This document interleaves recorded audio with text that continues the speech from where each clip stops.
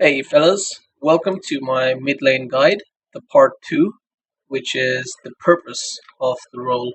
Now, I wanted to bring some sort of structure to my guide, and the way I'm going to do it is chronologically, like what really happens first in the mid lane, you know, starting from your hero pick to your starting items to your, lane, rune, everything. So it's going to be structured. But the first thing, before we even jump into the game, it's really important to understand what you want to achieve in the mid role, and this will set the tone for the rest of your mid lane, your starting items, and really your play style in the lane. So, as the first video, this is what we are going to. We're going to understand what the mid lane.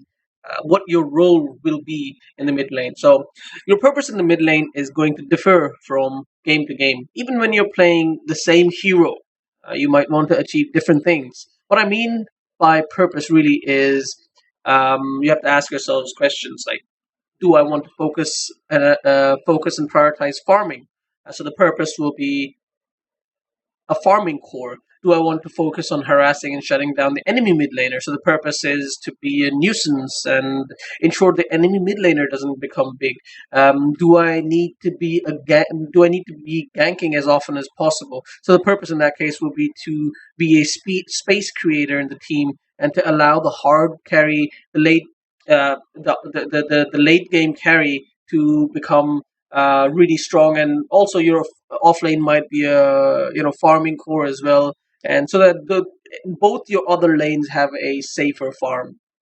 Now, these what your role is going to be in the mid lane is going to be determined by three factors. So number one, the biggest factor is going to be what hero you are, right? The second is what role you have in the team. And the third factor is what is your matchup, who you're matching up against, what is your hero and what you're matching up against in the mid lane. So let's talk about each of these in detail. First and foremost, your role is determined by the hero you pick. Now, this is obviously something you have to be forced to stick with sometimes. What I mean by this is if you pick a hero like SF or TA, you have no choice but to be a farming core. And your purpose in the mid lane is going to be to get as much farm as possible. So your approach, your starting items, your playstyle, everything will be aimed at getting as much farm as possible. That will be the top priority for you. You do not want to miss last hits to harass the opponent. You do not want to miss last hits to take the rune or to TP in to help out one of your allies. Bottle Crow if you miss the rune, but get all the last hits. That's the biggest first priority. Even focus on stacking and clearing up camps to maximize your farm. Similarly, if your hero is a space creating slash ganking sort of a hero, then your priority is going to be rune control. Getting a good rune can help you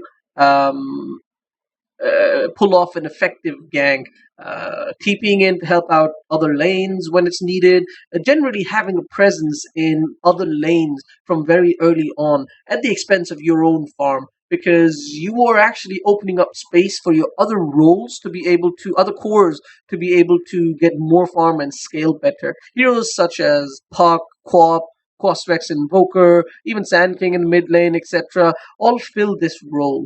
Another role can be shutting down your opponent. Fantastic example of this is if you are up against an alchemist in the mid lane and you pick something like a timbersaw, solely to ensure that the alchemist has as difficult a lane as possible. You're going to be sacrificing your own farm to harass him, to go to his jungle camps, to basically just shut him down. So once again, you sacrifice your farm and don't TP to other lanes to help, so that you can sit there harassing and zoning out the enemy as much as possible, with the main aim being preferably kill the enemy as much as possible. Um, the second factor will be what your team needs you to be. And this in part ties in with the first one. If your team needs you to be a farming core, then you need to pick a hero like SF If your team needs you to be a nuker, then you need to pick a hero like Lina or Zeus. If your team needs you to be a ganker, you pick a hero like Quap.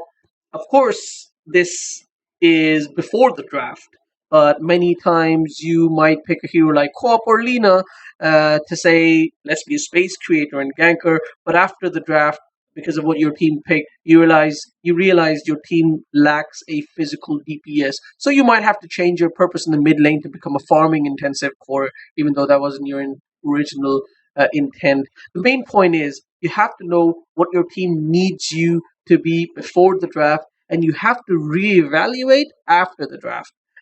This is one of the reasons why picking a versatile mid hero like Invoker, Co-op, Lina, etc. This is fantastic because after the reevaluation, you might realize that your hero actually cannot fulfill the purpose your team needs you to fulfill because you picked a one-dimensional hero like TA. You will then have to decide if you have to stick with your hero's role, which might be countered by the enemy draft or your own draft, or force your hero to play a role that your hero isn't designed for, but your team needs that. But this is a situation we'll actually talk a bit later on. Now, the third factor, the last factor that your purpose in the mid lane will depend on is the hero matchup. Now, this aspect is a tricky one because it depends on whether you pick your hero first or the enemy pick their hero first. Um, if the enemy pick their mid laner first, then you have the option to pick the most appropriate hero. So really, your purpose will depend on what your team needs and what hero you pick. Nothing to worry about. However, if you actually got countered or the enemy mid laner is hands down a better player than you, then you are in a pickle. And this is where the true skill of a mid lane Dota player, is tested.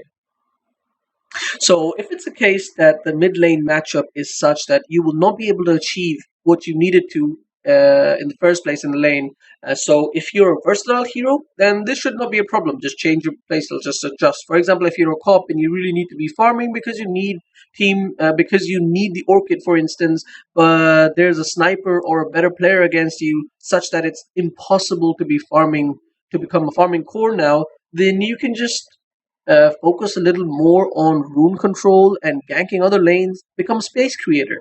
Same goes for if the enemy is really good and is not letting you farm by harassing you a lot or denying everything. Just change what you need to achieve with your versatile hero. Um, in short, if you get to your lane and you realize, okay, I can't do what I needed to do, what my hero needs to do, then if you're a versatile hero, just change what you needed to do. There's if you are supposed to be farming, go and gank. If you're supposed to be a ganking hero and everybody in their enemy team is like super slippery and can't be ganked, then become a farming. This is what I mean. However, if you are a non-versatile hero, like a Templar Assassin, for example, and you have a hero matchup like a Viper against you, that is such that there is no way you will be able to get what you intended, what your purpose is in the mid lane. Then what are you supposed to do? You're sitting there as a TA, you're trying to last hit, it's 4 minutes in, you've got 3 CS, you've completely lost the lane. So, what are you supposed to do? How are you supposed to achieve what you needed to? Do you still try to do what your hero needs to do, or do you attempt other things that your hero is not suited for? For example, trying to gank other lanes. Like, have you ever tried to gank as a TA at level 3? Maybe you would have to. It's a really tough situation, and the short answer is you have to stick with what you picked and intended to with your pick, and try your best to do what your hero has to do. In other words, if you're a TA versus Viper, you have to attempt to get as much farm as you can, while understanding and realizing and accepting from minute zero that this is going to be a lane you will lose. You've already lost it, and you will not be able to achieve what you needed to. So, what you have to do is you have to lower your achievement goal. Instead of that 100% last hit that you aim for, maybe you have to adjust your expectation and you have to lower it to 30% efficiency. Instead of sticking to the lane constantly, you can go and make stacking as a priority, stacking and farming stacks as a priority. Of course, this is if your hero has some way to take camps efficiently and effectively, like TASF, Lina, etc. But by taking stacks, going to the stacks and taking stacks and jungling and etc., you're still uh, gaining. You're still trying to achieve what your purpose is. You're still farming, not as efficiently and effectively, but you're still farming. Jungle still gets you a lot of farm, and it's still going to be 20 million times better than standing there in that lane, just leeching XP and letting the Viper harass you and not getting a single shred of gold from it. Uh, but what you will not do is try to do what your hero is not meant to do, like go around ganking people with level 2 SF or level 2 or 3 Templar Assassin, because you can't do anything else in the lane. I mean, that is the worst thing you can do, because your purpose as that non-versatile hero uh, is to it's one-dimensional, and your hero is incapable of doing anything else. And if you don't attempt to fulfill your purpose, you're gonna make the game 4v5, because you're not gonna have any impact. You have to accept your fate and make the best of the situation and aim to get the comeback gold in the mid game. Comeback gold in the mid game is going to save you. That's pretty much it. Now, just a small tip here: when you have lost your lane, regardless of which lane we are talking about, it is crucial to change your playstyle for the defensive. Most people will die a few times in their lane and be less farm and lower level than the enemy, but still play aggressively as if they were the ones who were ahead. This is called compensation phenomenon, where you attempt to compensate for your deaths by playing aggressively and wishing and hoping that your aggression gets you some sort of lucky kills. But this doesn't work. You don't do that. You need to know when you are behind and play defensively. Similarly, if you're the one who won the lane, then you need to take advantage of this fact and push lanes. Force team fights. Force the enemy to keep defending with a disadvantage, because they will lose every single team fight because they're far behind. Because if you get an advantage and keep farming, then you're allowing the enemy to get some farm as well, to get some comeback farm, to minimize that golden XP advantage. Anyway, so in summary, understand what your hero role is based on the situation. If circumstances change, reevaluate your role and stick to your role. Don't forget what your priorities are. That is it. That should give you a really good understanding of how you should approach your role as a mid laner. I mean, this is pretty much true for all roles, but be focused on the mid lane. So yeah. Anyway, thank you for watching, and stay tuned for the rest of the videos.